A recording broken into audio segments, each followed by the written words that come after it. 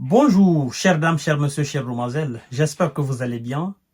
Alors, nous sommes au Niger, à Niamey. Oui. Vous savez que la nouvelle coopération russo-nigérienne fait énormément mal aux Occidentaux, en particulier les USA et la France qui a été qui ont été dégagés de ce territoire-là et qui ont vu débarquer les Russes. D'abord, vous devez savoir que au niveau du Sénat américain, il y a eu un débat là-dessus, s'il faut réellement accepter le départ des soldats américains du sol nigérien ou pas.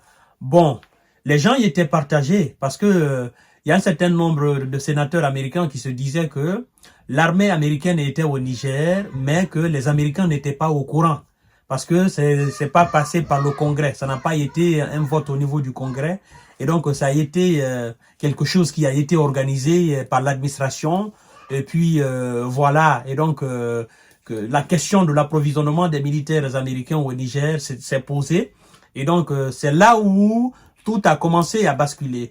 Et nous avons vu un sénateur d'ailleurs américain qui a dit que ils ne peuvent pas se permettre de se retirer du Niger parce que selon lui, le Niger serait alors, n'est-ce pas, jeté dans la main des Russes. C'est comme si le Niger appartenait à une quelconque puissance étrangère. Bref, ça c'était la petite parenthèse que j'ai voulu évoquer par rapport à ce sujet-là. Et nous apprenons, mesdames et messieurs, que le Niger et la Russie sont en train d'étudier l'installation d'une base militaire russe au Niger. Mesdames et messieurs, c'est un sujet qui divise. Mais moi j'ai voulu apporter, n'est-ce pas, mon point de vue. J'ai voulu apporter mon point de vue par rapport à ce sujet. Écoutez très bien. Voilà, on dit que le consul honoraire de la Fédération de Russie au Niger, Ado Hiro, naturellement a ajouté que le pays est confronté à de graves problèmes de sécurité et que la présence d'une base militaire russe contribuera à la stabiliser, n'est-ce pas, à stabiliser la situation et à protéger les citoyens contre les attaques des terroristes. Voilà.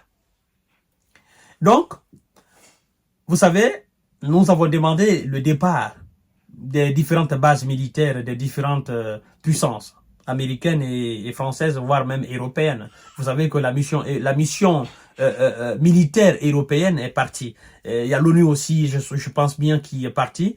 Et donc, c'est la question qui divise.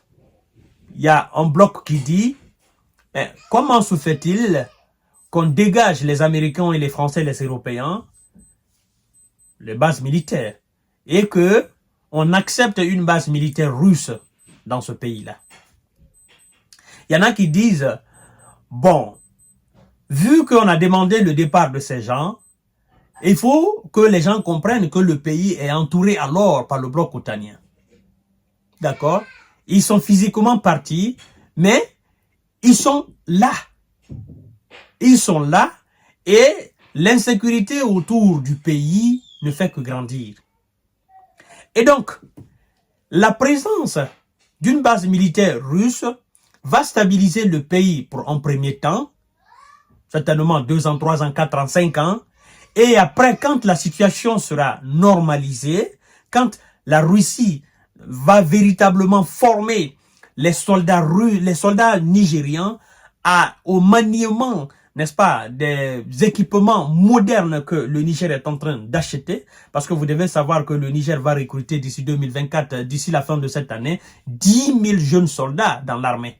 Vous comprenez? Donc, ce d'autres bloc qui a pour argument non.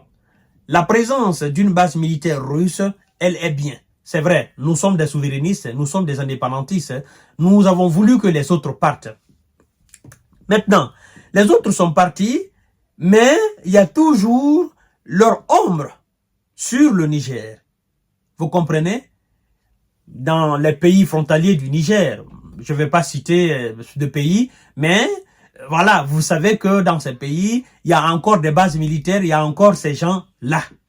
Et c'est des gens qui sont dans des pays qui ont voulu, dans un passé récent, déstabiliser et envahir le Niger. par des troupes, de la CEDEAO, appuyées par des Occidentaux. Vous comprenez? Et ces gens sont jusqu'à présent autour du Niger. D'ailleurs, vous savez, la présence des militaires même nigériens sur la même base que des militaires américains, ça a quand même fait quelque chose. Vous comprenez? Parce que les Russes qui viennent avec leur équipement moderne, avec leur savoir-faire militaire, naturellement, ça refroidit quelque part les ardeurs d'espionnage d'un certain nombre, voilà, d'espions étrangers dans ce pays. Vous savez aussi que après le départ des soldats français, nous avons vu ici sur la chaîne LCI un certain soi-disant espion qui a déclaré clairement que vu que les soldats français ne sont plus là, que l'ambassadeur n'est plus là, qu'ils sont maintenant en mesure de déstabiliser, de monter des réseaux d'espionnage afin de déstabiliser le pays militairement. Vous voyez? Donc, ce bloc dit, c'est vrai, nous sommes des souverainistes. Nous sommes des indépendantistes. Nous ne voulons pas de base militaire étrangère dans notre pays. Mais, vu le contexte qui se présente à nous, la présence d'une base, l'installation d'une base militaire russe actuellement au Niger est nécessaire. Parce que, certes, effectivement, nous allons former des soldats nigériens. Le temps de former les soldats nigériens, la présence de la base militaire russe, elle est importante. Ils ne viennent pas seulement en tant qu'instructeurs, mais il faut une base militaire russe avec des équipements modernes russes pour véritablement stabiliser la situation sécuritaire au Niger. Parce que vous devez savoir, c'est pas seulement des terreaux qui sont là. Vous comprenez? C'est pas seulement des terreaux qui sont là. Ceux qui appuient les terreaux, ceux qui donnent les positions, n'est-ce pas, satellitaires, les positions, ceux qui font la géolocalisation et qui donnent ces données à ces terreaux sont là. Ils le font avec des moyens modernes. Maintenant, s'il y a autre moyen moderne pour contrer ces moyens et leur faire savoir que nous sommes là, dorénavant, ce que vous faisiez par le passé, vous ne pouvez plus le payer.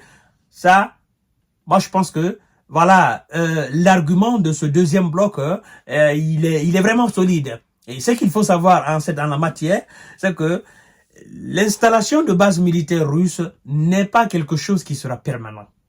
D'accord? Ça ne sera pas éternel.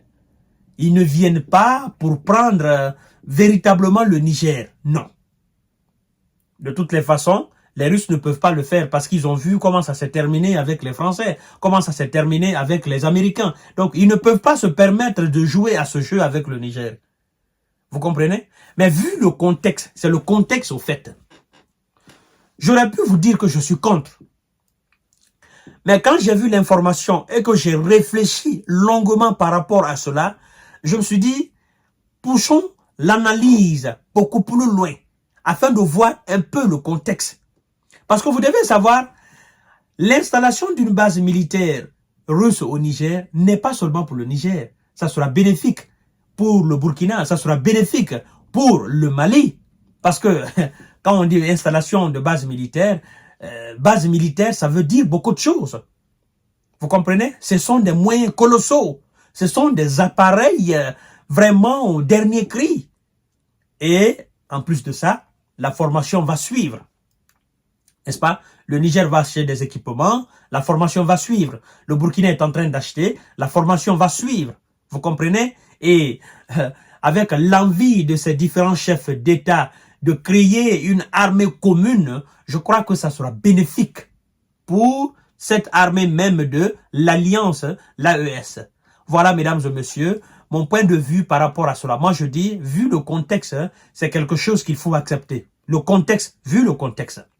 Vous comprenez?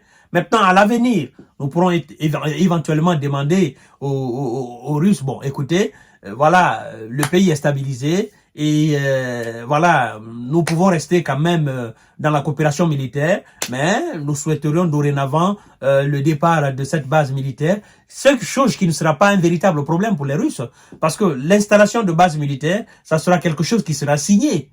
Voilà, nous signons l'installation de base militaire et puis c'est de telle date à telle date, ou bien nous le faisons jusqu'à ce qu'il y ait stabilisation dans le pays et puis voilà, nous allons démonter cette base comme nous l'avons fait avec la France comme avec les États-Unis. Vous voyez, chers dames, chers messieurs, chères demoiselles. Donc, pour le moment, et je crois d'ailleurs que pour ceux qui ont un peu l'histoire de l'Angola en tête, vous devez comprendre que ça a été la même chose avec l'Angola.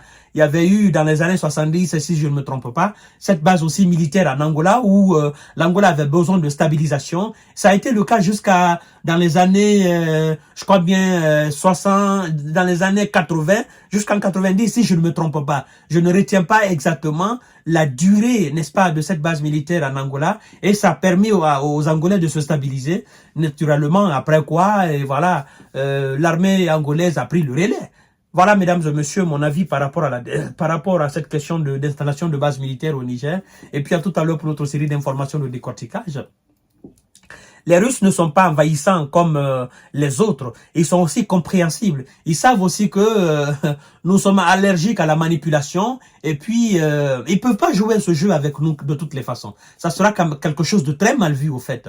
Voilà. À tout à l'heure pour notre série d'informations de décortiquage. Partagez la vidéo dans tous les groupes possibles. Abonnez-vous sur mes différentes chaînes. Merci beaucoup.